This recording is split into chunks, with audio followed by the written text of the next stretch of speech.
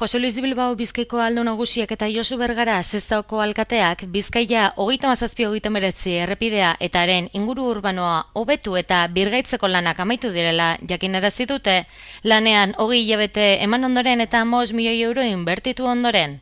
Lehengo foru errepidea zaharbide bihurtzeko Foru Aldundiak eta Sestaoko udalak sinatutako hitzarmenari esker egin ahal izan da proiektua. Helburu hori lortzeko, beharrezkoa izan da errepidea hobetu, espaloiak zabaldu eta gurutzagun berriak eraikitzea. Halaber guztiz berritu dira saneamendu sarea, ura hornitzeko sarea, energia elektrikoarena, argiena, telefono hodiak, gas hodiak eta hiri hondakin solidoak batzeko sarea. Jarduketek guztira Sestaoko udalerriko 1,7 kilometro hartzen dute. Zehazki Bizkaia 37-39 errepideak eta Gran Bia kaleak bat egiten duten gurutzagunetik, Sestaok Portugalete udalerriarekin muge egiten duen lekuraino. Emaitzak batetik, Sestaoko inguru horretako birgaitze urbano osoa izan da, eta bestetik, Bizkaia 37-39aren inguruko segurtasuna handitzea, izan ere pare bat behatoki eta horrentzako jolastoki bat eraiki dira.